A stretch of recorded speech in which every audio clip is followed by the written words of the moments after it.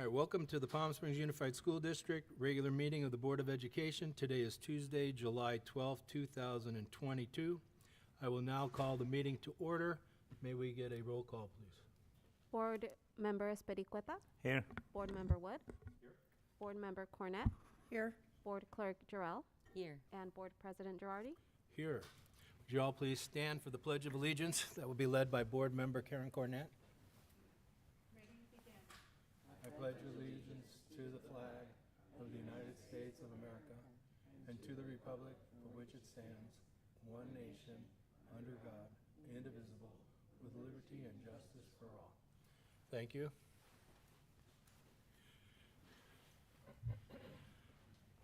Next, Board Clerk Jarrell will read the mission statement for us. All members of Palm Springs Unified School District are united in our commitment to equity. We create deep, meaningful learning opportunities, build professionalism, and engage parents and community to ensure success for all students. All students graduate with the skills, capacities, and confidence needed to succeed in a rapidly changing world. Thank you very much. Next is report of closed session items. Clerk Jarrell, are there any closed session items to report this evening? President Girardi, there are no actions to report. Thank you. Item number 7 is approval of the agenda. Can I get a motion to approve the agenda unless you have any modifications? Move for approval. Second. We have a motion and a second. All in favor? Aye. Aye. The agenda is approved. Next item is public comments. I don't see any speaker cards, and we have not had any email comments today, so we'll move on. Item 9 is board member comments. Anybody have anything they'd like to share this evening? No. I just want to say congratulations to our summer school graduates. Recently, some of our board members had a chance to go to the graduation. I wasn't able to do that. I also saw a news segment on TV. Already we are getting support with backpacks for our kids. Cathedral City Police, there was a segment on backpacks for kids, and in the next 3 weeks or so, we're gonna have a lot of people coming back to our campuses and kids needing those essential things and pieces. And I know teachers and all community members and clubs join together and help our kids, and we appreciate that very much. We also appreciate all of the staff that's been here through the summer, all of our summer school teachers, administrators. They just finished up last week, so they don't have much time off, and we are excited to be joining everyone at the Welcome Back soon. And that's it. Thank you. Yep. Thank you, President Girardi. And yet, I was in the summer graduation in June 30, and I was very excited to see that program come back to give the opportunity to students that are a little bit behind, and there was have the opportunity to graduate, get a high school diploma. Also, this morning I was in the California State Board Association webinar online, and that one was, the topic was about the how California schools are using the federal COVID-19 relief fund. And was interesting to assist to that webinar, to try to learn something else, something new. But when I was in the whole full hour, and technically when I was listening a superintendent from a small school district, like 350 students, and another superintendent, a big school district, 37,000. And they give example how they use the money, and I was relating everything, and it was the Dr. Rizzi and Dr. Murray did it. It's like, was like the same. Everything that I see from them explaining how they use it, what their recommendation, what the challenger, was something that I'm ready to hear from you guys. Thank you for the hard work that you guys do. Thank you. Easy. All right, we'll turn it over to the superintendent for our superintendent. Thank you, President Girardi. Just a couple comments this evening. I'll keep it brief. I do like to always give the latest COVID update, and so I checked today with Riverside County Public Health, and the case rate has continued to rise, and it's currently at 36.1 per 100,000. And at one point last week, it was as high as 40 per 100,000. So that is a little bit of a concern for us in the middle of the summer, and we're trying to make sure that we are well prepared to start school in August without any challenges from any subvariants or COVID infections. The positivity rate is now at 16.1%, and again, that number is significantly higher than it's been in the last several months. So again, just want to keep that at the forefront, because as we get back to school here shortly, we'll be welcoming back over 20,000 students and almost 3,000 staff members. So please continue to keep yourselves safe and take all of those necessary precautions. One other thing I'd like to just give the board an update on this evening is our security team led by Levon Smart. They have started ALICE training for all employees in the district, and ALICE stands for Alert, Lockdown, Inform, Counter, and Evacuate. And this is a training for how to respond to a violent critical incident. And so those trainings have been going very well. I think over 200 of our staff members have been trained to date, but they have several more trainings, several trainings actually each week, and encourage all employees to take advantage of those in the summer. So the more people we get trained in the summer, the easier time we'll have in the fall to ensure that every single employee in the district has been trained. It is shocking to me, I shared this with the board at dinner, that our district official welcome back is August 8th. So it actually means we're going to have our district welcome back before we have another board meeting. And so that means the beginning of school is just right around the corner. So August 8th, we'll be welcoming back all of our staff in our traditional in-person way, 2 sessions at the Richards Theater at Palm Springs High School, and I'm looking forward to that. And then our next board meeting will be Tuesday, August 9th, followed by Wednesday, August 10th, which is the first day of school. So it's going to be a busy week for us all to be back, but very, very excited to be looking forward to the new school year. So with that, I'll turn it back over to you, President Girardi.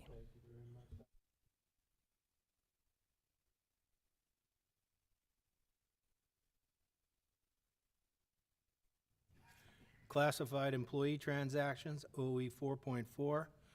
I believe our Executive Director of Human Resources, LaSonia Pitts, is going to present our new appointments.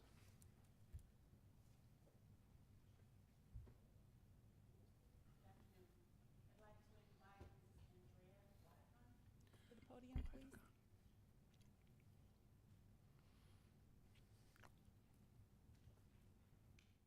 Come over here with me. Yeah.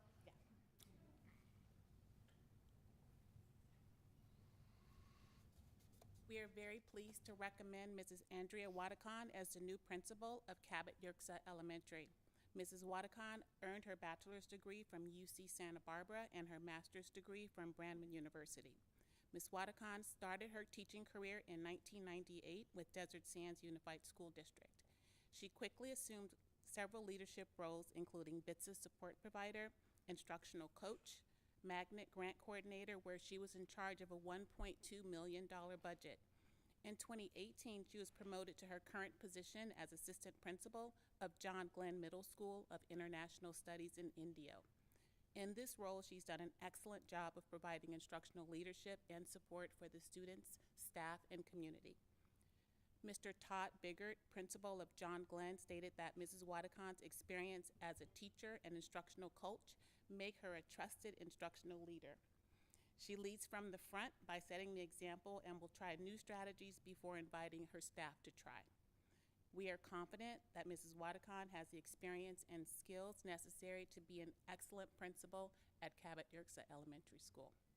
Congratulations, Ms. Wadakon. Thank you. That was wonderful. Are there any comments that you'd like to share? Yeah, I just want to thank you again, and to the board, to the cabinet. I'm so humbled and honored to be recommended for this position. Like I mentioned earlier, I did get a chance to walk around the school, visit the neighborhood, and I just fell in love with it. And I'm so excited to be part of the team at Cabot Yorkshire. So thank you very much. Thank you.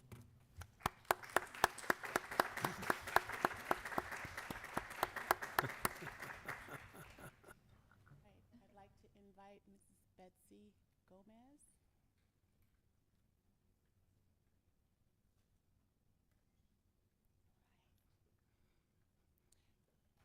We are excited to recommend Mrs. Betsy Gomez as the new principal for Julius Corsini Elementary School. Mrs. Gomez earned her bachelor's degree from Western Michigan University and her master's degree from Cal State San Bernardino. She started her career as a first grade teacher at Agua Caliente Elementary School in 1996. Due to her outstanding work, she was selected to serve as a site reading coach in 2014. She promoted to district level early literacy TOSA in 2015, and then in 2018 she was promoted to the position of assistant principal for Bubbling Wells Elementary School, where she serves today. As the assistant principal, Mrs. Gomez has done an excellent job of providing instructional training for staff and academic support for students. She has been instrumental in creating a positive school culture and climate for Bubbling Wells. Mrs. Jennifer Geyer, principal of Bubbling Wells, speaks very highly of Mrs. Gomez, and she states that Mrs. Gomez is insightful, hardworking, and committed, and she wants to find the best possible way to help others meet the needs of all students. She's an inspirational leader who is constantly going above and beyond for the entire school community, and we're positive that Ms. Gomez will be an excellent leader at Julius Corsini Elementary School. Congratulations. Is there anything you'd like to share with the board? I'd like to thank board and cabinet again for this wonderful opportunity and to continue to serve in Desert Hot Springs community as well. Thank you again to all Palm Springs Unified who's been so supportive along the way. This is the best district. To the Bubbling Wells staff, it's been an amazing years and I'm very excited to begin my new journey at Julius Corsini. Here tonight, thank you Jennifer Geyer again for all the growth, support, and learning that you've given me. My husband, Miguel, and 3 boys are here. They've been my biggest cheerleaders. And my sisters in Michigan and their family are able to join us live, so that's exciting. Again, thank you for this wonderful opportunity. I'm very excited.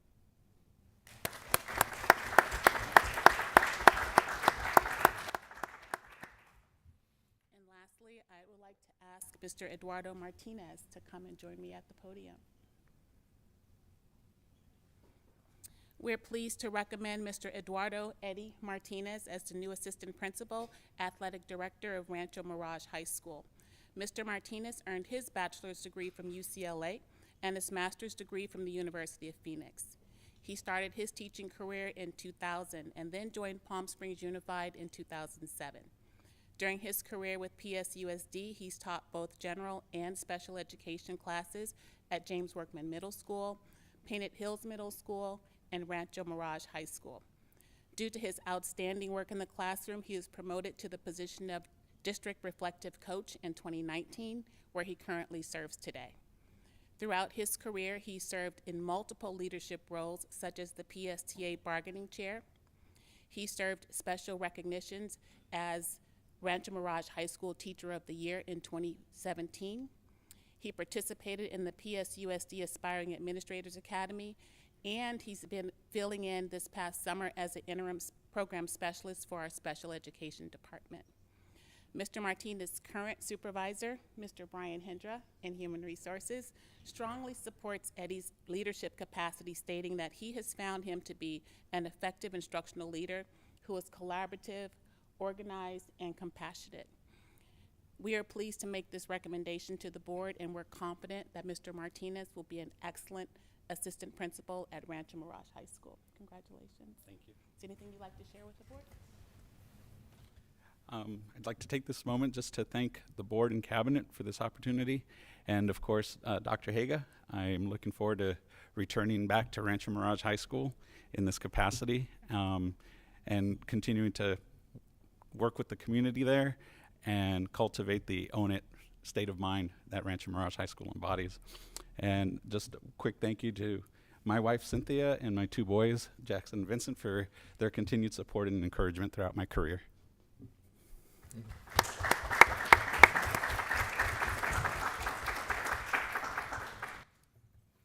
Okay.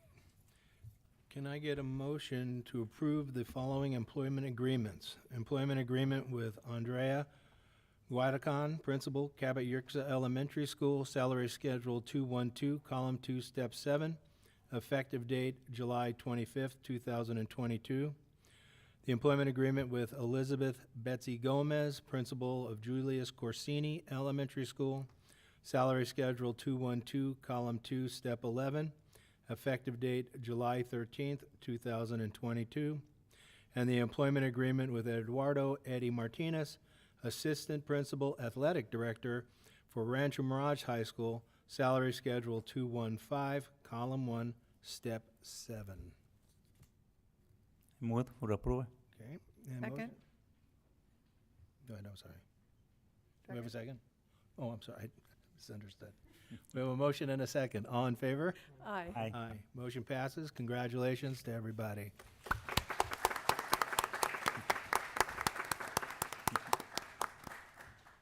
All right, brings us up to item 11B, approval of monitoring report, governing policy, operational expectations, communicating with the public, OE9. And I believe Dr. Suisi is going to introduce Ms. Boyko. Thank you, President Girardi. Yes, I'm excited to introduce Joan, who is going to give her report on communicating with the public. Good evening, everyone. President Girardi, members of the board, Dr. Sweezy, members of cabinet, and all of the audience.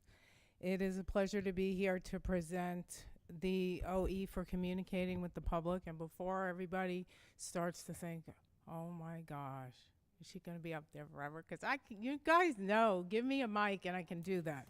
I have a goal to keep it short and sweet. And to that end, you guys all got the report in the Friday, and I'm sure it is part of the board agenda as well, so I'm not even putting it up there. I'm going to hit the highlights, and please stop me if you have any questions. One thing I want to add before I start on the formal report is 22 years I've been in this position, and honestly, I still truly enjoy getting up every day and coming to work, and that says something about this district. We use the word family, and it really, truly is, and I'm very proud to be a part of this family. And I think our communications are going very well. You guys get in the Friday every week a report, which are the media mentions that the district gets on a weekly basis. And I happen to just look through, I didn't include it in the report, but I just happened to look through the annual for that, and it's kind of really pretty astounding. Like 1.5 million national TV hits, 4.2 million radio hits, and $8.6 million worth of print and online publicity. And that's if you had to pay for that publicity. So I can't tell you how they come up with that, but I believe it. So I just wanted to share that. And this media monitoring service is really worth every penny that we pay, and we don't even pay that much. So I'm really glad to have it. Our first, why do I always forget what those are called? Providing for timely information, appropriate input, and strategic two-way dialogue between the district and the citizens. And I'm just going to hit some of the evidence of that. The Superintendent's Parent Advisory Committee had its 14th year this year. We had 4 meetings up from 3, and we addressed topics including Family Engagement Center and resources, a district overview that was given by John, and this year Mr. Spediquetta will be doing the update on, I believe it's August 17th at our first meeting.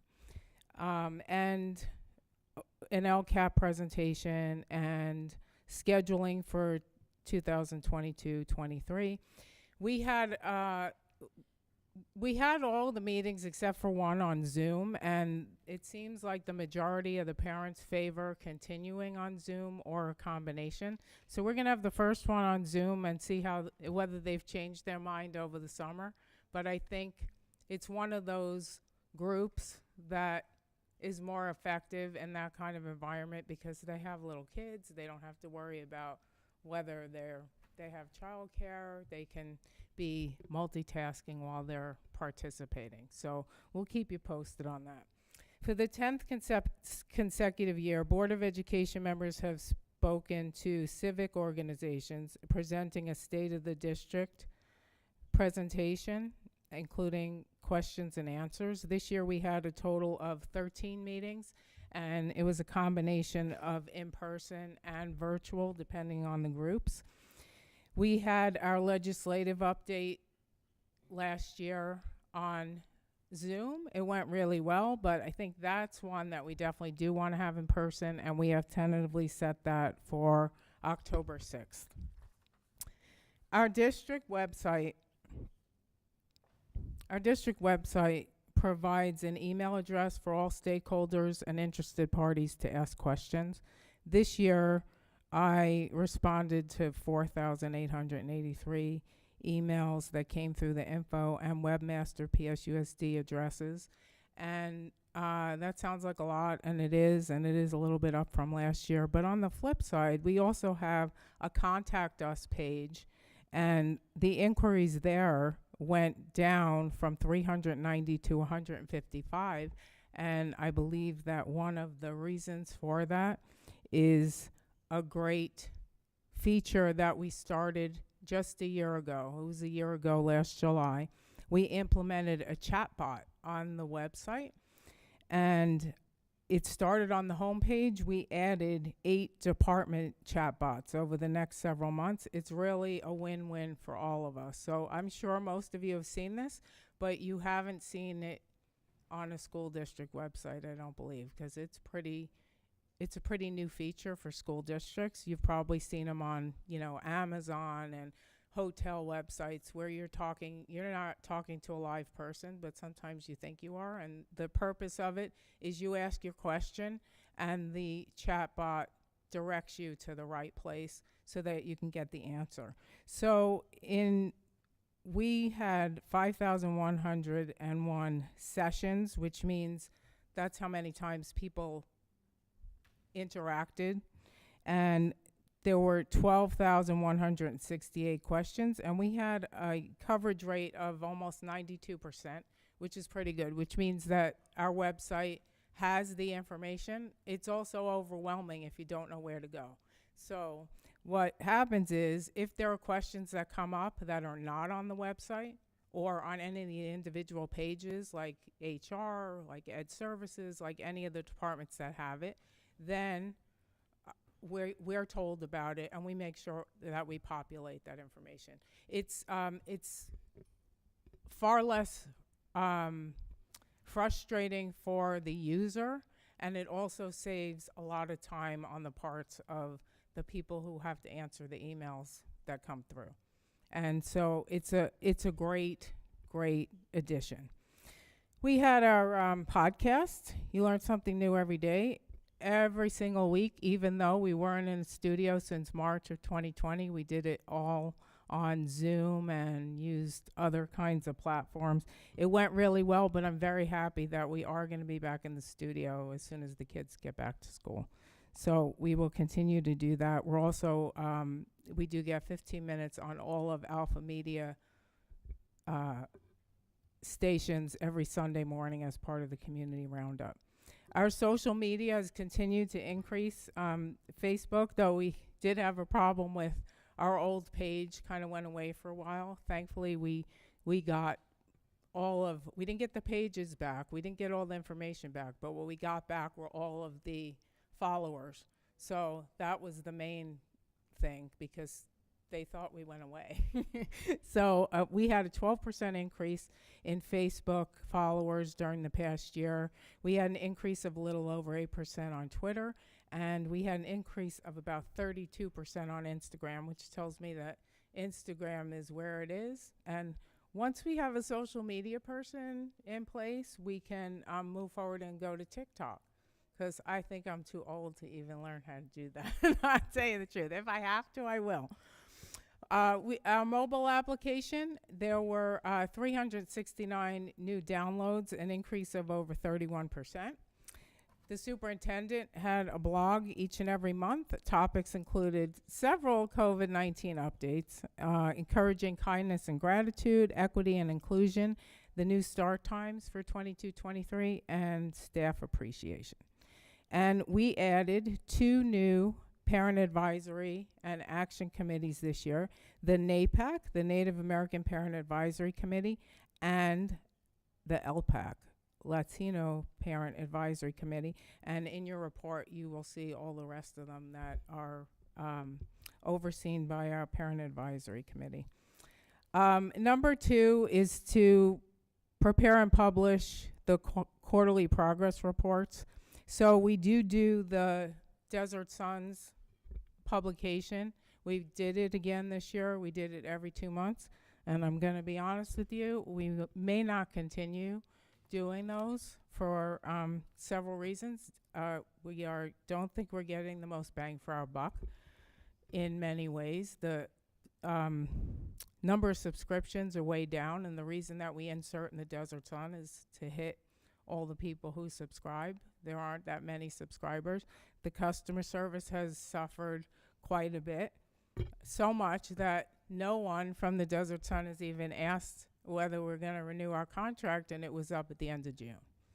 So I do have an alternative, and I don't know if you guys have seen this school news publication that comes out, and this is a directory of all the Riverside County schools. We've been offered to do, and we are proceeding, and the first issue will be out at the end of the month, an individual school news publication for our school district. And every school gets their own page. There is some education-related advertising in there, and it will go online. It will go to every parent via email. It will get posted on all our social media, and we're also going to print them. So I think that may be, and we're going to start with 3 issues this year, but we can have as many as 5.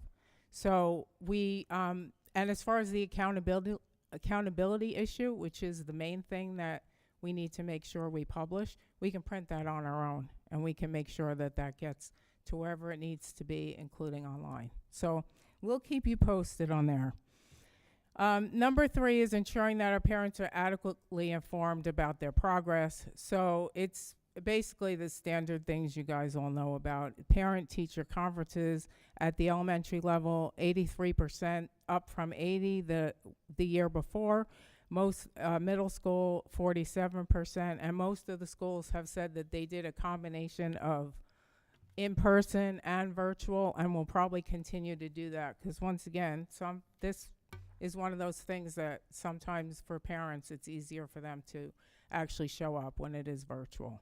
So the stats for parent view and student view are way up, and what I was told by ETS is you probably don't need to include this in next year's report because it will be 100%, and nobody has a choice in the matter, and it's all going to be, everybody's going to be using it. So that's great. We did our Panorama Survey, and I focused, as I always do, on the question about sense of belonging and school connectedness. We were down overall down 1% as far as families feeling a sense of belonging, from 94% to 93%. I really don't think that that's anything to be concerned about, especially because we still were in the midst of COVID, and so a lot of that everybody feels differently. And so I think we need to look at it again next year, and I'm sure it's going to be back up to exactly where it was before. And number 4 is appropriately informing the affected areas of the community about proposed and current district capital projects. during the period of this report, which I think for capital projects, it went from February to February, we only had one, and that was the James Workman Middle School modernization. So we did everything, our due diligence that we were supposed to do. We sent letters to the homeowners. We took out an ad in the newspaper, and we had public hearings. Questions? And we're in compliance, absolutely sure. Questions, anybody? Anybody have any questions? No, I was just excited to read right now that the school news publication will be in Spanish and English. Absolutely, awesome. yes. Thank you. And I should add, though, we've really done a lot more with Spanish, and we're going to keep continuing to do that. The outreach with Univision and Telemundo, and I formed some really good relationships, and we'll continue to foster them. All right. Great Anything report. else? Thank you very much. Thank Joan. you. Thanks, Joan. So can we get a motion to approve item 11B, approval of the monitoring report governing policy, operational expectations, communicating with the public, OE 9? Move for approval. All in favor? Aye. Aye. Motion passes. Thank you. That brings us to item 11C, approval of transportation service areas for the 2022-2023 school year, OE 10. And Dr. Murray will introduce Abdul Boozerud. Boozerud. Thank you very much. Yes. Boozerud to present this item. Thanks, President Girardi. Yes, it's my pleasure to have Abdul Boozerud, our coordinator of transportation services, here this evening, who will be sharing with the board our transportation service areas for the 22-23 school year. Good evening, everyone. President Girardi, board members, Dr. Sweezy, members of cabinet. This is the annual transportation zones presentation. I will be sharing transportation services and bus facts, required safety features on school buses, contracted bus rates for 2022-2023. I will briefly discuss first student staffing situation, bus driver requirements, Zonar and First View softwares.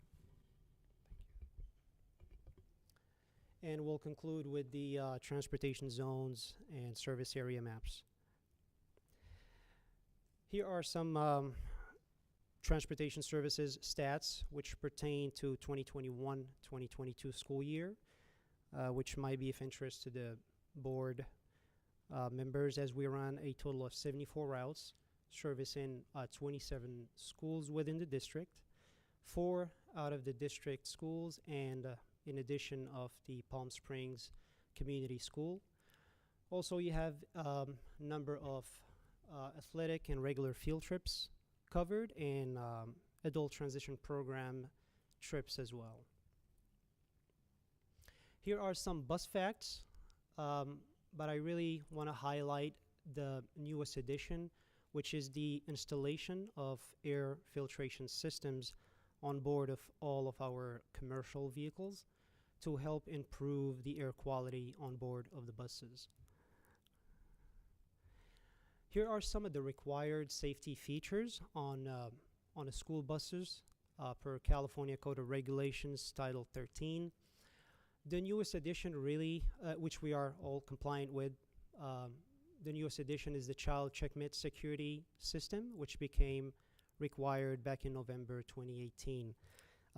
It helps avoid issues such as leaving unattended students on board of the buses. Here are the 2022-2023 contracted transportation rates. It is important to point out that most of our routes fall under the 4-hour rate. Under the specialized trips, you'll find the rates for athletic and regular field trips. This is what the local First Student Depot staffing looks like. We currently have 70 drivers. We are looking to hire 8 more before the start of the new school year, as we have already appointments secured with CHP for behind-the-wheel driving. So this will give us 5 drivers more compared to the month of May of 2022.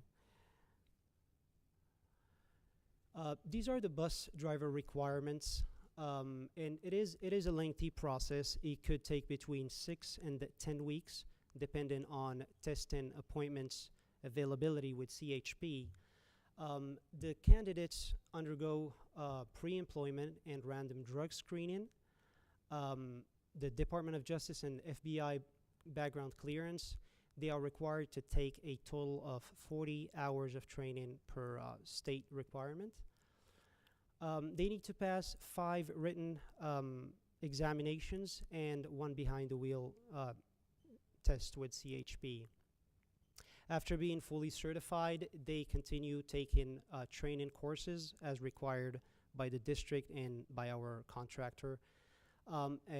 Also, they are required to renew their physical exam every 2 years in compliance with DOT, and they are required to retake their written and driving tests every 5 years. These are 2 softwares which are important to the coordinator of transportation for route performance assessment. First one is Zonar, which we already use. It tracks employees, students, and vehicle data.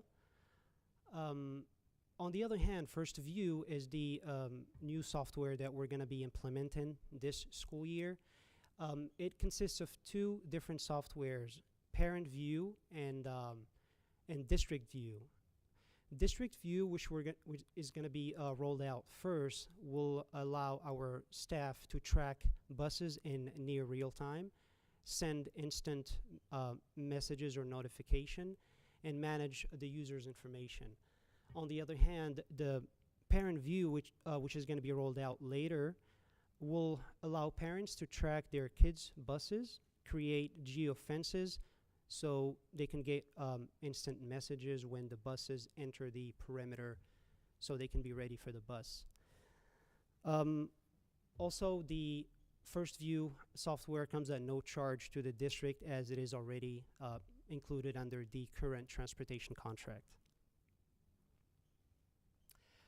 I'll be sharing with the board the service area maps for the following schools for the general education routes. However, it is important to share with everyone that the transportation zones will remain unchanged from the last school year. However, we're still working with principals closely to identify any route expansion at no extra cost to the district by using the already established routes. To start with, we have Agua Caliente Elementary School. As you can see there, the yellow area represents the non-service area, while the red area is the transportation zone or the service area. We see that most of our bus riders are residing east or southeast of the school between Ramon Road and Dinah Shore. I will be glancing over the next maps, but please, you can stop me at any time if you have any questions. Next, we have Bella Vista Elementary School map.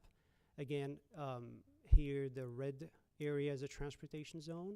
The yellow area is the non-service area. Next is Bubbling Wells Elementary School. You see the transportation zone starts just north of Dillon Road and goes south all the way to Varner Road, as there are no more homes to cover past Varner. Next is Cabot Yorkshire Elementary School. The area we're covering here is south of Hacienda, all the way past the Two Bunch Palms Trail. Next is Kawia Elementary School map. Again, just a reminder, all the service area maps remain unchanged. We have transportation zones all around the school. Next is Cathedral City Elementary School map. We are servicing 2 separate areas there, west of Cathedral Canyon Drive and north of Dinah Shore. And The area southwest of the school was left in yellow because there are mainly businesses located there. Next is Dilla S. Lindley Elementary School. As you can see, two separate transportation zones there. East of the school along Ramon Road, and north of the school along Dillon, where most of our riders are located. Next is Julius Corsini Elementary School. As you can see, we are servicing the area south of the school, which includes communities such as Western Sky Valley and Desert Edge. Next is Catherine Finchy. Again, it remains unchanged. We are servicing east of Farrell Drive and northwest of the school along the Highway 111. Rancho Mirage Elementary School is next. You can see the service area is located north of the school or north of the Highway 111 all the way to the 10 freeway going east, and few areas south of the Highway 111 as we have identified students who needed our services in those areas. Next is Two Bunch Palms Elementary School. The biggest area we are servicing there is all the way west of the attendance map, along Highway 62, all the way down south of the 10 freeway. We have identified 3 separate areas there we are servicing along Dillon Road, and the last area is just west of Little Morongo. Next is Vista del Monte Elementary School.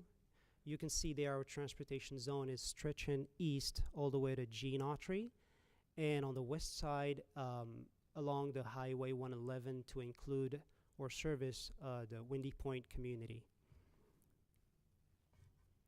Next is Desert Springs Middle School.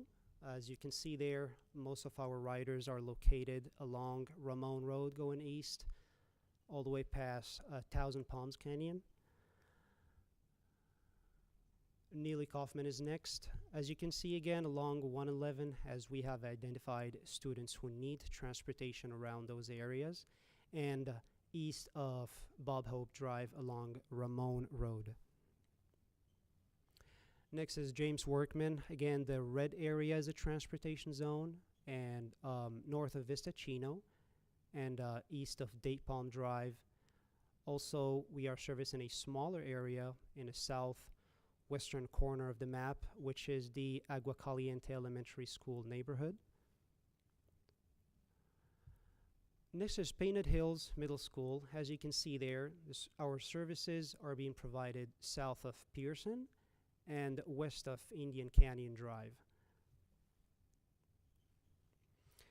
Next is Raymond Cree Middle School. You can see the biggest area there we service is south of the school, and 2 areas along Highway 111, including Windy Point community and an area just south of the 10 freeway. Last but not least, we have Palm Springs High School service area map. We are servicing again Windy Point community along the Highway 111 and an additional area just east of the Highway 111 all the way to Indian Canyon. And this would conclude my presentation. I will turn it back to you for any questions you might have. Thank you. Anybody have any questions or comments? I do. I'm wondering, the service areas, the yellow versus pink, how are they determined? And I remember when my daughters could ride the bus to Cathedral City High School from Thousand Palms and they couldn't anymore. So how are those routes changed or modified over the years? Maybe Dr. Murray can help on that one. May I? Go ahead. All right. Well, we, during the Great Recession, actually right after the Great Recession, we stopped transportation for high school general ed students. So that's when we had students that were in the Thousand Palms area that we did transport to Cathedral City High School that we don't anymore. So that's when general ed, most of the general ed routes for high school, we stopped doing that. and that was purely a financial decision there. With respect to the transportation zones, sometimes I think when you look at the maps, they're kind of misleading because it looks like they're like checkerboards. Well, part of those checkerboards where they're yellow, there aren't any houses. And so what we do, if there are houses in those areas that are between transportation areas, we do pick those up, and we look at those each year to see if we have any students that are riders that could potentially ride, be a part of those zones. And Mr. Boozerud's done a great job this year working with First Student and the maps and the addresses to make sure that we have everyone covered. And again, as he said multiple times, the routes are the same as they were this past year that we had. One other thing to keep in mind too, when we look at expanding routes, and we've done different creative things in the past with respect to empty seat program and other things like that. We'll continue to do that as we're able to. One of the major limiting factors, of course, are bus drivers. And as Mr. Boozerud mentioned, we're hoping to add 8 more drivers, and that's a big hope. As you know, we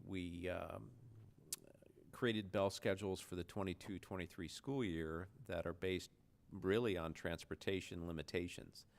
So it's something we're continuing to work on with First Student to try to make sure we have the drivers, and that's really the limitation that we experience when it comes to that.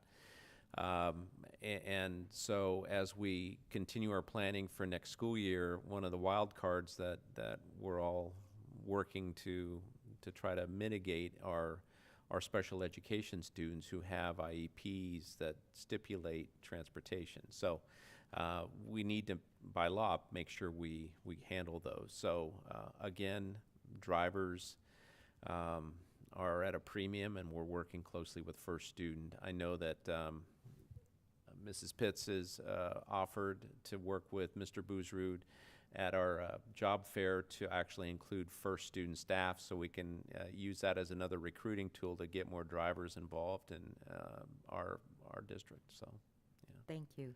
One more question.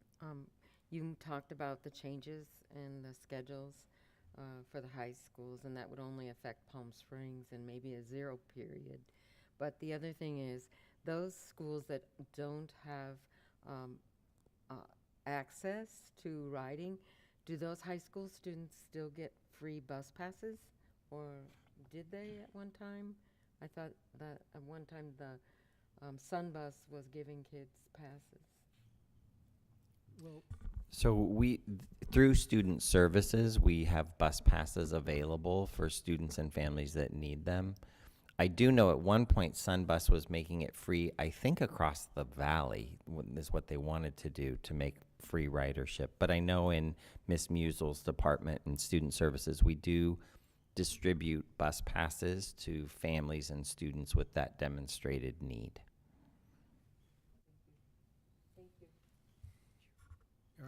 I have a couple questions. The Thousand Palms High School students, do they now go to Rancho Mirage High School? Is that their attendance zone?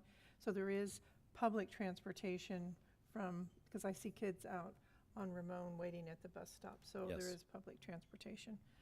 Okay, the other thing is the Cathedral City Cove, do they go to Rancho Mirage Elementary or to Cathedral City Elementary?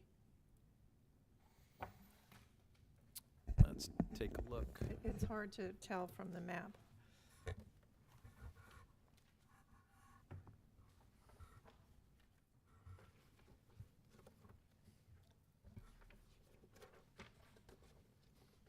I believe they go to Rancho Mirage Elementary.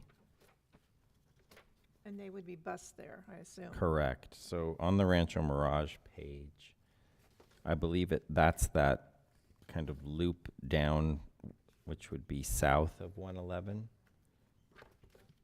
I can see Frank Sinatra there in the yellow. But yeah, I believe that red covered area, and maybe Mr. Boozerud or Dr. Murray can. Yeah, that is correct. If you look at the Rancho Mirage Elementary map, you can see the Cove is picked up for Rancho Mirage, and there is transportation there. My other question was about the safety system for not to leave kids on the bus. How does that work? So the child checkmate, there are sensors on board of the bus. So each driver is required by law to walk their bus after they're done with their runs. So if they drop off their students at the school, they are required to walk the bus. So this system makes them go all the way to the back of the bus, scan those sensors, and then announce it to dispatch, pretty much saying that I did my child check clear, to make sure that we check the bus. So after each run, so the first and second runs, as all of our routes, they have 2 runs, they service 2 schools. So after the first and the second run, and then after they get back to the yard as well. Okay, great. And then we can monitor that through Zonar, the software that I have mentioned, whether they did perform it or not. So we can double check whether with dispatch and with the software as well. Okay, thank you. You're welcome. Are the students boarding the bus with a QR code on their lanyards then? Or does the bus driver just do a count of who's on the bus? We have what we call DBRs, which is slips that all the bus drivers, they fill out every day. So they do their counts, and this is how they bill the district. And then the coordinator of transportation monitors those DBRs on a monthly basis, just so we can determine our ridership from month to month, because it does fluctuates. We add students, we lose students, so these DBRs are being monitored. Are you considering going to QR codes? Because like a kindergartner doesn't know his first name, doesn't know much, and might be on a bus, and getting on a bus might be a difficult thing for the younger kids, especially when we start having even preschoolers coming on. I think this is a great idea to use a QR code, and haven't came across technology yet, but I will for sure be looking into it. As of now, what we're doing for our preschoolers all the way to second graders, starting the new school year, we are requiring them to stay on the bus until an adult comes and pick them up from the bus, just to avoid incidents such as losing a student when they walk home alone. I'm not sure if this is what Ms. Jarrell's getting at, but I'm curious, do we have a system in place to ensure that every kid that's supposed to get on a bus is getting on the bus? If we follow the list of all the students qualified for the bus, it is going to be a lot of students to track. So a transit bus could fit up to 78 kids, when for the list for the qualified kids could go up to 300. So it is kind of hard to track which student gets on and which student gets not And I'll picked up. just add, generally the school takes the responsibility for getting the right students on the bus and getting them on the right bus. And those routines generally are at the school side, and on the bus side, once a student is on the bus, then the bus driver is responsible for them and make sure that they're safe and that we don't drop them off at the wrong place. Okay. But generally, it's at the school. Right, and also along with that, bus drivers are responsible for keeping seating charts. So they usually takes a little time, but within the next couple weeks after school starts, there's a seating chart that is established that the bus drivers also use as like a double check to make sure that students were on the bus and they're supposed to be on the bus. So there is a human element involved there, but together with working with the schools, as Dr. Sweezy said, the process has worked not perfectly, but very well. Anybody, Sergio? Yeah, one question, maybe Dr. Moreira. The service area is set at every school year, and then stay the same the whole school year? Yes, we do bring it to the Board of Education every summer, usually the board meeting in July, where the routes and the maps are approved.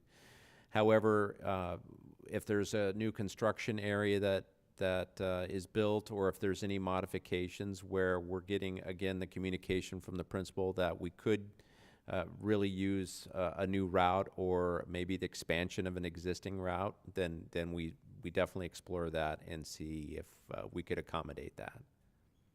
Thank you. Anybody else? Thank you very much. Great presentation. Appreciate it. All right, could we get a motion to approve item 11C? We have a motion. How about a second? Second. All in favor? Aye. Motion passes.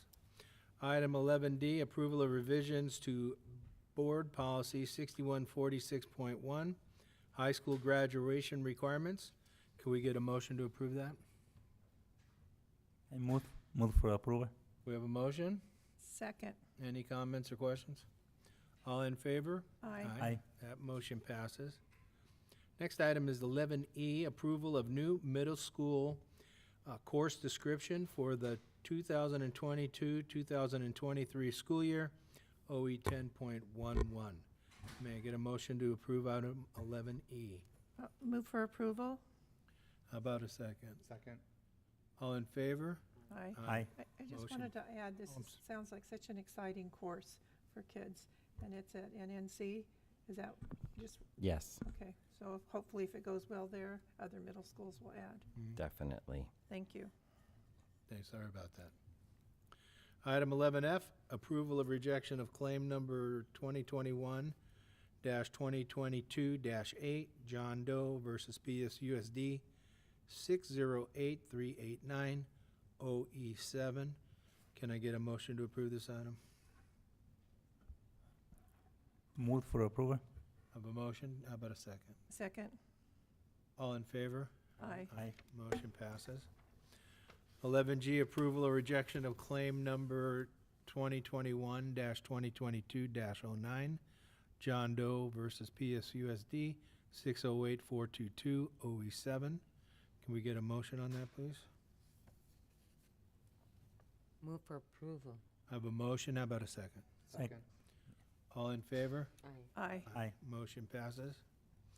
11H, approval of agreement number C0004323, grant program service agreement with Think Together for the 2022-2023 ACES program, OE 6.2. Can we get a motion? Move for approval? How about a second? Second. Any questions or comments? All in favor? Aye. Aye. Aye. Motion passes. 11I, approval of agreement number C0004327, grant program service agreement with Think Together for the 2022-2023 kindergarten academic ACES program, OE 6.2. Can we get a motion to approve?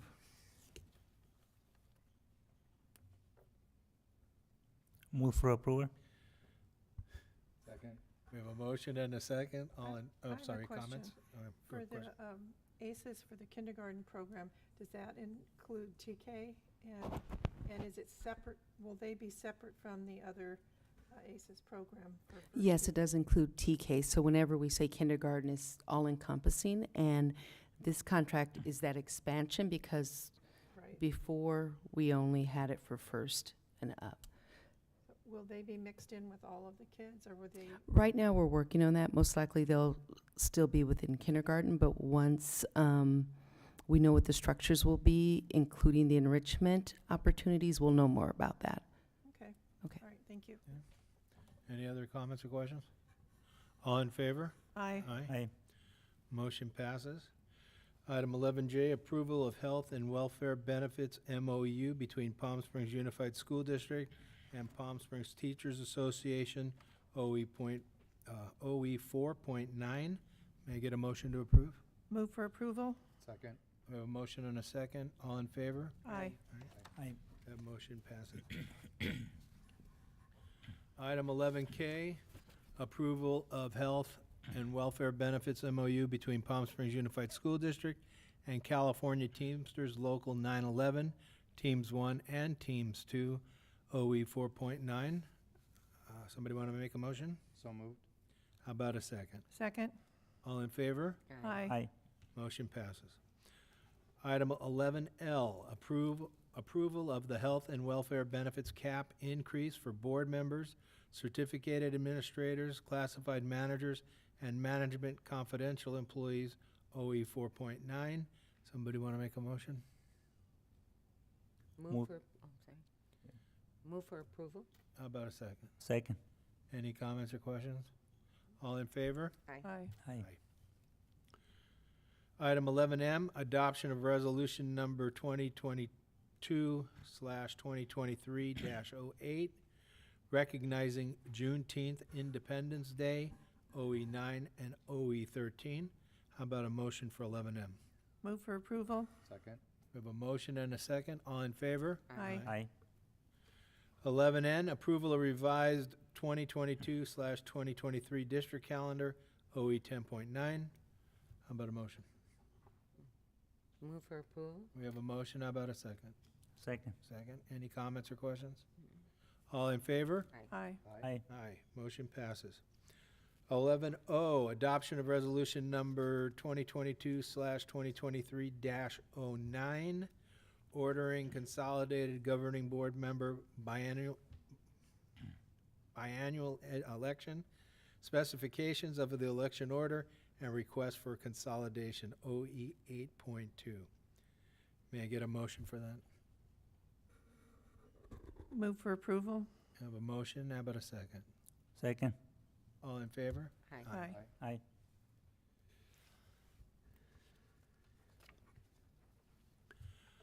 11P, approval of facility study session redevelopment fund items and future projects. May we get a motion to approve? Moved. How about a second? Second. Any questions or comments? All in favor? Aye. Aye. That motion passes. 11Q, approval of budget increase and change order number 1 with West Coast Air Conditioning, Inc. for the construction of the auditorium central plant upgrade at Palm Springs High School, agreement C004110 OE 12.7. How about a motion? Move for approval. Motion, how about a second now? Second. All in favor? Aye. Aye. Motion passes. 11R, adoption of resolution number 2022/2023-07, approving the mitigated negative declaration and adopting the mitigation monitoring program for the Sunny Sands Elementary School modernization project pursuant to the California Environmental Quality Act and the California Education Code, approving the project and delegation of authority to staff to execute the notice of determination, OE 12.9. Can we get a motion to approve, please? So moved. How about a second? Second. All in favor? Aye. Motion passes. 11S, adoption of resolution number 2022/2023-06, approving the mitigated negative declaration and adopting the mitigation monitoring program for the Landau Elementary School modernization project pursuant to the California Environmental Quality Act and the California Education Code, approving the project and delegation of authority to staff to execute the notice of determination, OE 12.9. How about a motion to approve? Move for approval. And a second, please. Second. All in favor? Aye. Aye. That motion passes. Now, item 12 is the superintendent's consent items, where we could make one motion and approve these items, 12A through 12G in one motion, unless somebody would like one pulled for a specific reason. All right, could we get item 12, a motion to approve item 12, please? Move to approve. How about a second? Second. All in favor? Aye. Aye. That motion passes. Item 13 is the board consent items. 13A is approval of meeting minutes for June 28th, 2022. How about a motion to approve? Move for approval? Second? Second. All in favor? Aye. Aye. That motion passes. Item 14 is for information. 14A, William Case Report of Complaints, OE 4.12, OE 10.12, and OE 12.10.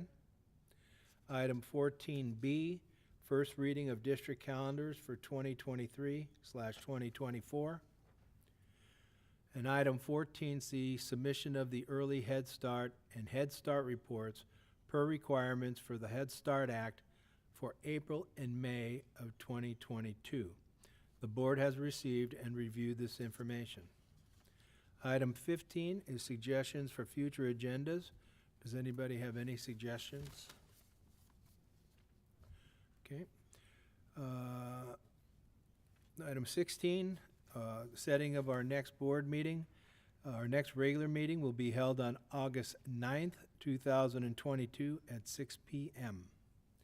17 is a debrief. Anybody have any comments on to debrief on? Okay. Item 18, can I get a motion to adjourn? Moved. Second? All in favor? Aye. Aye. That motion passes. We are adjourned. Thank you very much.